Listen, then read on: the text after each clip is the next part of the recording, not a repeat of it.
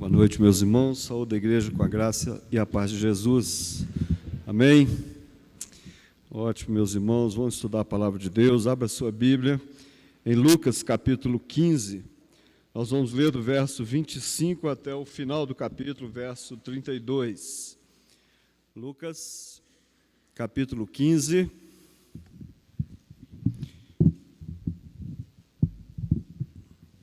A partir do verso 25.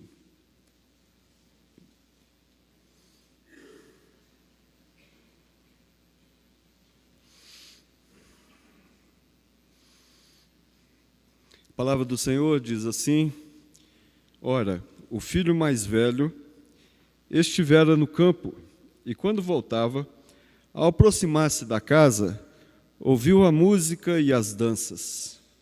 Chamou um dos criados e perguntou-lhe o que era aquilo. E ele informou: Veio teu irmão e teu pai. Veio teu irmão e teu pai mandou matar o novilho cevado, porque o recuperou com saúde. Ele se indignou e não queria entrar. Saindo, porém, o pai procurava conciliá-lo. Mas ele respondeu a seu pai: Há tantos anos que eu te sirvo sem jamais transgredir uma ordem tua,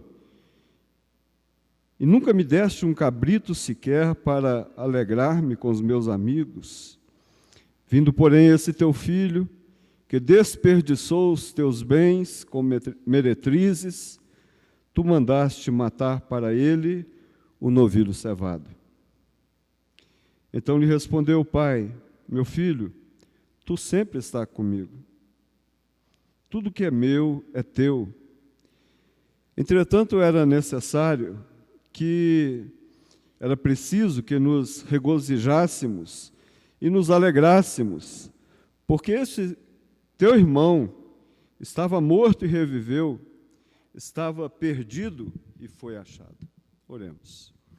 Santo Deus, amado Pai, humildemente, Senhor, abrimos a Tua palavra santa, com propósito de buscar nela o alimento para a nossa alma, um roteiro, ó Pai, para a nossa caminhada cristã, para a nossa vida diária. Ó Pai, mas nada há de ter valor, sucesso, se o Teu Espírito Santo, ó Pai, que habita o nosso coração, que se faz presente neste momento, possa abrir a nossa mente, nos dar discernimento espiritual, nos fizer refletir, ó Pai, sobre a nossa caminhada cristã. Ó Senhor Deus, que ninguém saia da Tua casa sem essa reflexão e uma mudança, Pai, de vida, uma mudança de propósito. É isso que nós carecemos nessa noite e pedimos no nome de Jesus. Amém, Pai. Os irmãos, na verdade, hoje nós vamos estudar uma meia parábola, né? Vocês notaram? E essa meia parábola, para mim, é a parábola do crente em crise. A parábola do crente em crise. Meus irmãos, o crente, ele entra em crise. E a pergunta é, quando que ele entra em crise? Ele entra em crise, creio eu, resumindo, né, porque há tantos motivos, mas eu creio que o crente entra em crise quando ele não consegue usufruir da graça de Deus. E tem muito crente assim, tem muitas pessoas assim. Pessoas que sabem que tiveram uma experiência com o Senhor Jesus, pessoas que são cristãs, mas que ainda não aprenderam a usufruir da graça, usufruir de tudo aquilo que o Senhor Deus quer conceder aos seus filhos. Então isso é muito sério, porque nós nos tornamos, muitas vezes, crentes murmuradores, crentes, muitas vezes, ansiosos, crentes murmuradores, já falei murmuradores? Isso. Crentes que se amoldam às questões do mundo com muita facilidade, crentes que estão mais preocupados com a forma de resolver as coisas por si só. Então, acaba criando uma solidão espiritual, não é? Porque tem muita coisa que nós nem compartilhamos com as pessoas. Mas estamos em crise. E muitos não passam por crise. Muitos vivem em crise, porque não aprenderam mesmo. Não aprenderam a usufruir das bênçãos, da graça, de tudo que o Senhor tem preparado para aqueles que o amam. Então, esse texto aqui, meus irmãos, é um texto que é necessário a gente refletir seriamente sobre ele. Todo mundo conhece a parábola do filho pródigo, o filho mais novo.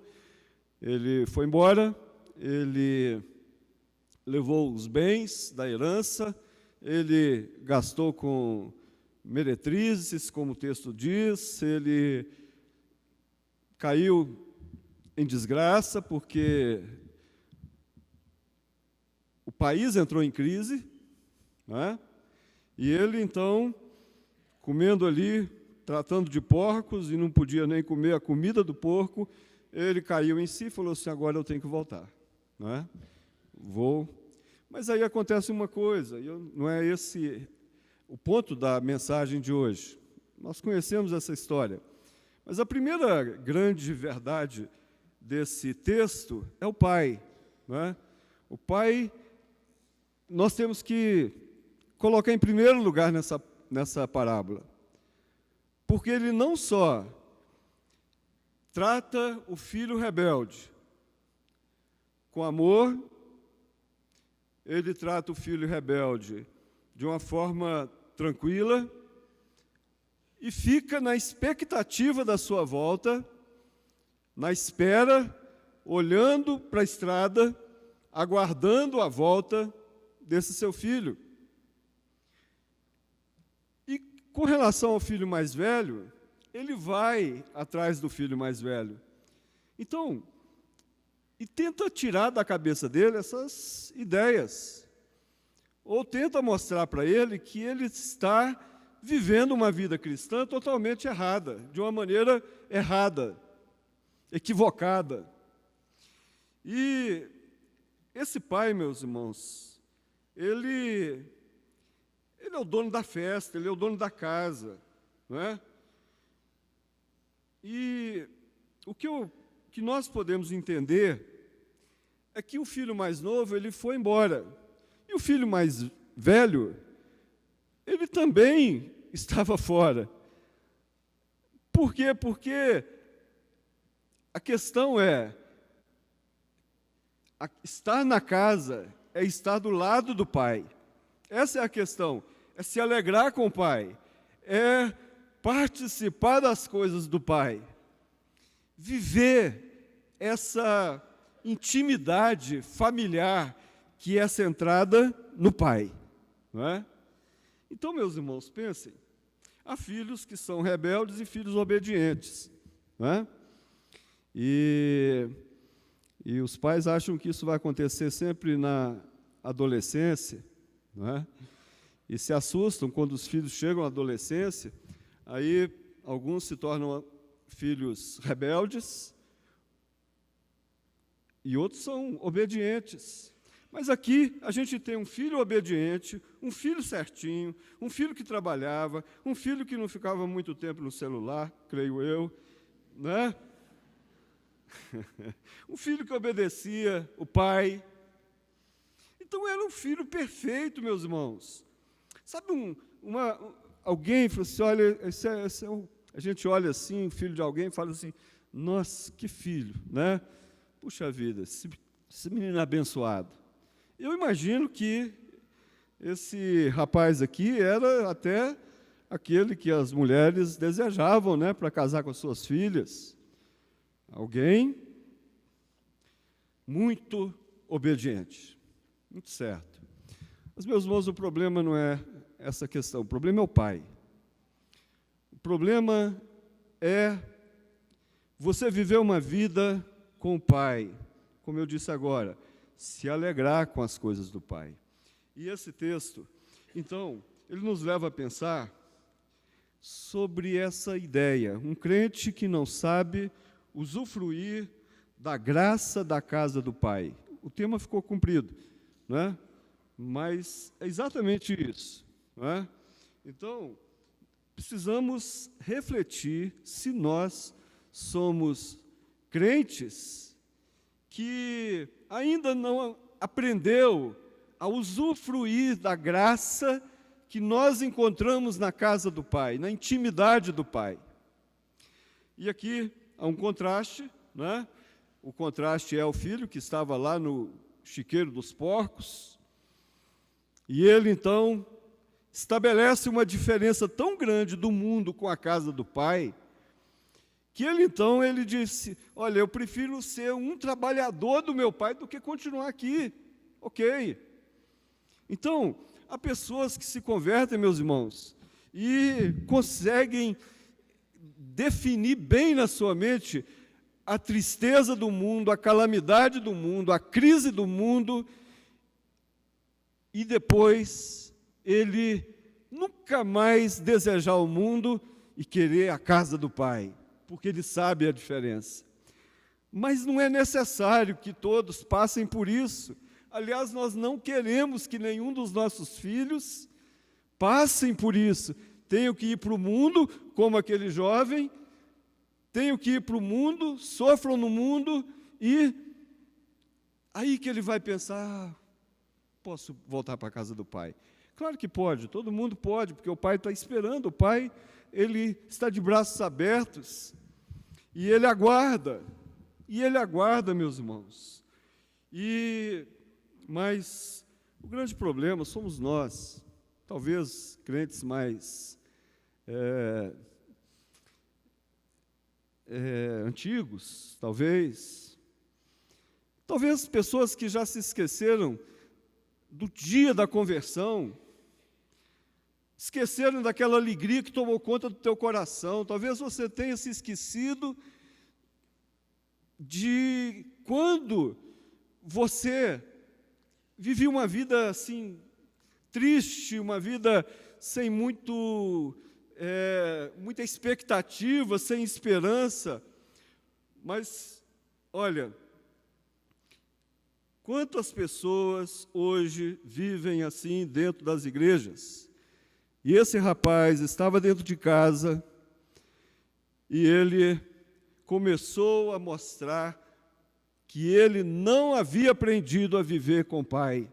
Ele não havia aprendido a viver na casa do Pai. Primeiro, meus irmãos, ele demonstra uma indignação com a alegria do pai, com a alegria do filho mais novo, com a alegria de todos da casa, mas ele era amargo. Ele estava amargo, porque aquilo não importava para ele. O que importava era alguma coisa que o pai fizesse para ele. Essa indignação, na verdade, é um egoísmo, na verdade, é uma inveja. E quantas vezes, meus irmãos, a gente não se alegra com o outro, a gente fica naquela, olha, aquele irmão foi abençoado, Senhor, só me esqueceu, não é? E a gente vive nessa indignação. Essa indignação, meus irmãos, indignação na vida do crente é algo muito, muito ruim, porque nunca seremos um crente onde nós vamos transmitir a beleza de Cristo. Nunca vamos transmitir a alegria do Senhor. As pessoas que estarão em nossa volta, eles vão olhar para nós e falar assim, de onde essa pessoa apareceu? Porque, olha, isso nunca foi crente, com certeza. Essa talvez seja o susto que as pessoas tomam no trabalho quando descobrem que um ou outro aí diz, não, eu sou crente, eu sou da igreja tal. Ah, é? Você é mesmo? Não é? Por quê? Porque muitas vezes há uma indignação guardada, uma ira, uma revolta contra Deus. Talvez Deus ainda não resolveu o seu problema. Talvez Deus ainda não te deu a pessoa que você sonha. Talvez Deus ainda não tenha te dado o apartamento que você quer para a sua família. Talvez Deus não deu ainda o emprego, o concurso, sei lá onde. Talvez haja situações da sua vida que têm te causado indignação. E nós vivemos na igreja, debaixo da graça, debaixo do amor de Deus, sabendo que nada é impossível para Deus, sabendo que todas as coisas cooperam para o bem, sabendo que Ele é o nosso Deus, provedor, Jeová Jirê. Mas continuamos indignados. Continuamos tristes, continuamos amargurados, irados, revoltados. A segunda coisa que eu vejo nesse crente aqui, meus irmãos, o filho bonzinho que todo mundo olha e vê e fala assim, olha, esse é um bom rapaz. É a falta de prazer na comunhão da igreja. Isso é um problema, meus irmãos. Isso é um problema, porque quando o servo veio e falou com ele, olha, o seu irmão voltou. O seu pai ficou tão alegre que ele mandou matar um novilho cevado. Há uma festa aqui hoje. Não é? Isso ele nem tinha contado ainda do anel, nem da túnica, porque a hora que contasse, aí sim que a coisa ia pegar. Mas olha, meus irmãos, ai, de novo, aquele crente que não consegue experimentar a graça de Deus, a alegria de viver numa comunhão, de viver em família, de saber que Deus é o nosso Pai, que Deus colocou pessoas à nossa volta para a gente se alegrar com aqueles que se alegram, chorar com aqueles que choram, mas é necessário, é fundamental que um crente aprenda a viver em comunhão, porque o que une a igreja, o corpo de Cristo, é o Espírito Santo de Deus. Então, meus irmãos, quando um crente olha, não estou afim de ir, não quero participar mais, aí um adolescente arruma uma desculpa e fala assim, porque aquelas meninas estão me deixando de lado, aí o outro fala, não, mas eu chego lá e não conheço ninguém. São as desculpas que dão para os pais. Conheço todas. Então, aí perde o sentido da comunhão. Mas, meus irmãos, a comunhão é a coisa mais linda da igreja, do povo de Deus. É o Espírito de Deus atuando em nós. E quando alguém começa a se afastar da comunhão, olha, vou naquela igreja, eu escuto pela internet, né? Agora tem a igreja virtual, né? Às vezes o pastor é o reverendo Hernandes, né? Outro é o pastor Augusto Nicodemos, né? E querem assistir todos os programas da internet, todos os cultos, mas não amam a comunhão, não amam os irmãos, têm horror da igreja, porque a igreja é um lugar de falsos. Meus irmãos, é porque o Espírito Santo está apagado no coração. E a Bíblia fala, não apagueis o Espírito. Não apagueis o Espírito. O Espírito Santo, meus irmãos, ele tem que estar em plenitude na nossa vida, no nosso coração. Olha, e quando o amor de Deus é sentido através da presença do Espírito Santo, nós amamos o irmão, nós olhamos o próximo também com amor, olhamos o ímpio com paixão, para que ele também experimente dessa graça bendita de Jesus. Meus irmãos, um crente que não aprendeu ainda a usufruir da graça da casa do Pai, ele erra quando ele foge da comunhão do Senhor, dos filhos de Deus. Terceiro lugar, meus irmãos, é quando o crente desconhece o perdão. Desconhece o perdão. E é o caso desse moço. A igreja está lá na casa do Pai, trabalhador, acho que cantava no coral, ou talvez no Plenitude. Hoje é o dia do Plenitude. Então, acho que ele era do Plenitude. Então, era uma pessoa que ninguém tinha nada para dizer contra ele, mas o coração dele, meus irmãos, estava longe dos irmãos, o coração dele estava longe de uma espiritualidade verdadeira, porque ele não sabia perdoar. Esse teu filho que foi embora, esse teu filho que levou metade do meu dinheiro, porque ele era o primogênito e era dono da herança, não é? Então, esse teu filho que gastou com meretrizes, esse teu filho que foi embora, e eu fiquei aqui trabalhando, olha, esse aí morreu para mim. Meus irmãos, perdão é uma das coisas essenciais na vida da igreja, na vida da família, entre filhos e pais, entre casais, no relacionamento, na escola, com colegas, no trabalho.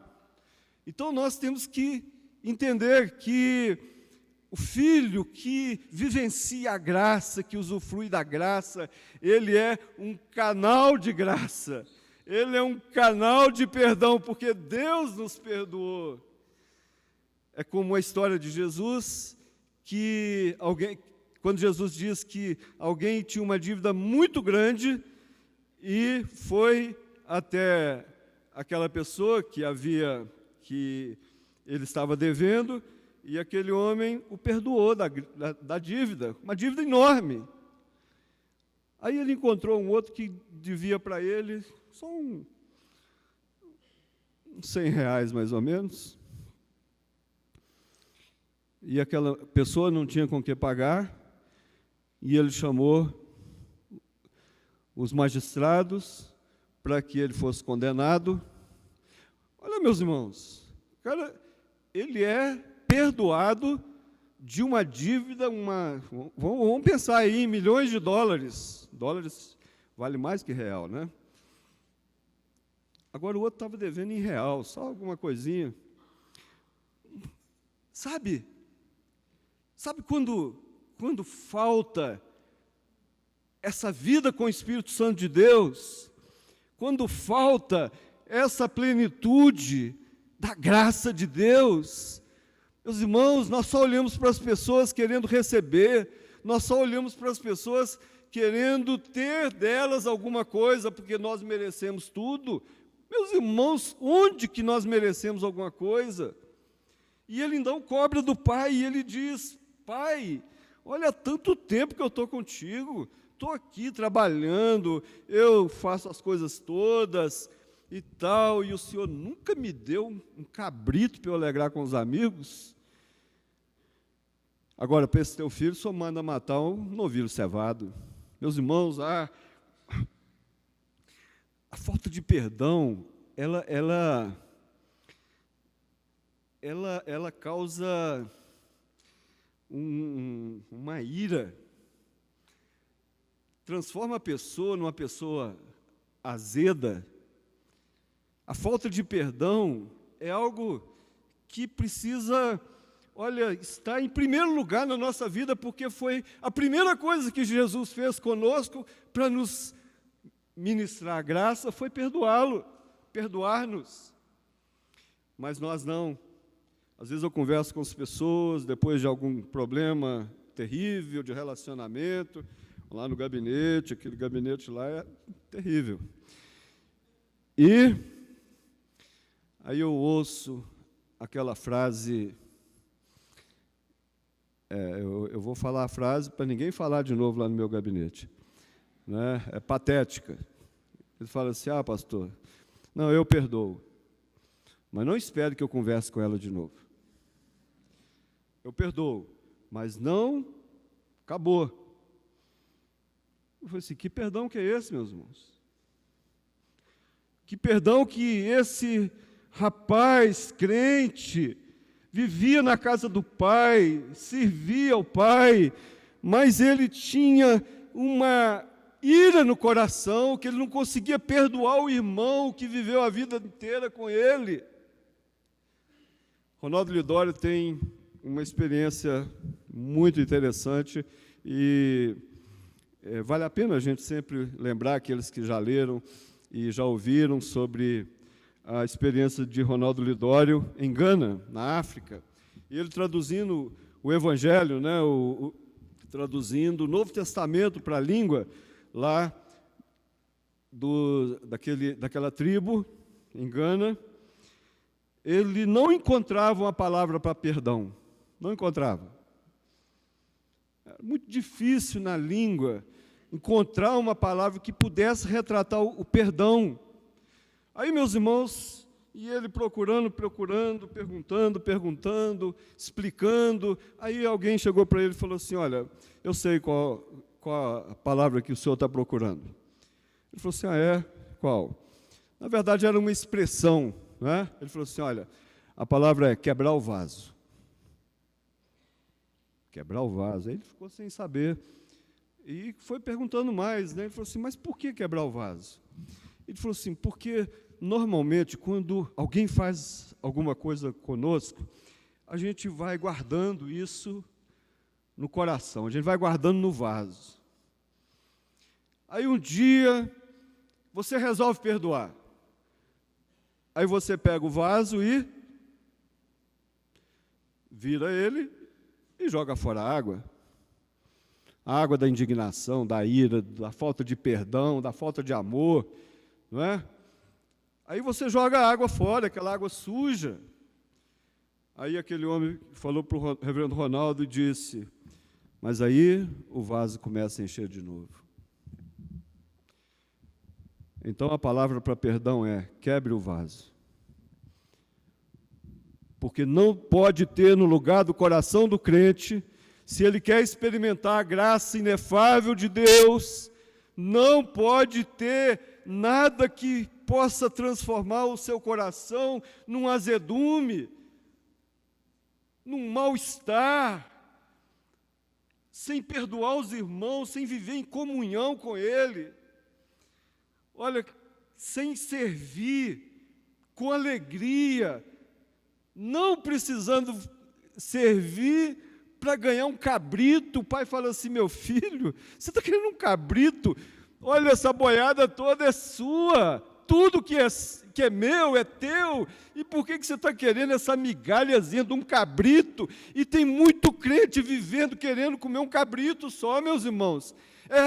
Vou lá, vai ter uma cantata, aí até arrepia.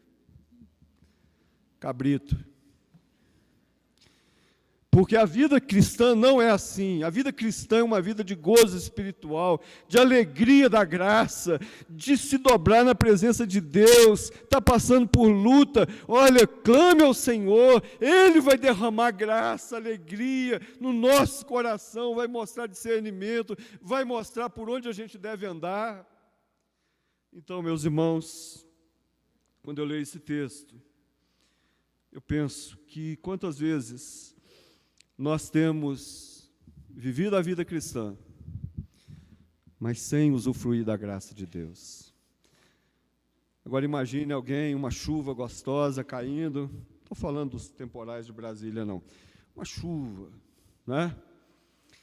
Sabe que a chuva que molha é a chuva que cai suavemente, não é a chuva de verão, né? Isso enche as tesourinhas, né? Não serve para nós, porque o trânsito fica ruim e você não vai gostar da chuva. Mas quando a chuva cai suavemente, aí você vai para a chuva. Mas antes de ir para a chuva, você fala assim: mas está chovendo. Aí você coloca uma bota de plástico. Antigamente a gente chamava de galocha, né? Os jovens nem sabem o que é isso. Acho que nem eu sabia, né? Mas põe uma galocha, põe uma capa. Sabe essa roupa de motoqueiro, né? Põe uma calça de plástico, põe uma capa de plástico, coloca, acho que um chapéu, sei lá, e abre ainda o guarda-chuva e vai para a chuva, aquela chuva gostosa. Meus irmãos, é assim que nós fazemos na igreja, é assim que nós fazemos na vida cristã. Nós estamos debaixo da graça, mas nós não usufruímos nada dela. Ela não nos refresca, ela não refrigera a nossa alma, ela não gera alegria, ela não gera comunhão, ela não gera paz na igreja, não gera perdão quando é necessário. Olha, nós ficamos irritados porque não temos nenhum cabrito, mas enquanto o Senhor quer dar tudo para a sua vida, para a sua família, basta você se dobrar diante do Senhor, quebrantar teu coração e dizer para o Senhor: Senhor, olha, eu preciso dessa graça, eu preciso dessa vida abundante que o Senhor prometeu na sua palavra. Então, meus irmãos, isso tem a ver com plenitude espiritual. Que Deus nos abençoe. Que Deus nos faça refletir sobre isso. Porque se você é o irmão mais novo, volte para o Senhor logo. O Pai está de braços abertos. Se você está lá no mundo, comendo comida de porco, volte logo. Porque na casa do Pai tem bezerro, novilho cevado, tem anel, tem roupa limpa, tem túnica, tem roupa de filho de Deus, lavado pelo sangue de Jesus. Agora, se você é o irmão mais velho, olha, mude a sua vida, mude a sua relação com Deus, mude a sua vida de intimidade com Deus, aprenda, Senhor, eu quero, a partir de hoje, experimentar tudo que o Senhor tem para nós. E a Bíblia afirma: nem olhos viram, nem ouvidos ouviram, nem jamais passou pelo coração do homem o que Deus tem preparado para você, para a sua família, para todos aqueles que o amam. Que Deus nos abençoe, meus irmãos. Vamos ouvir nosso grupo Plenitude.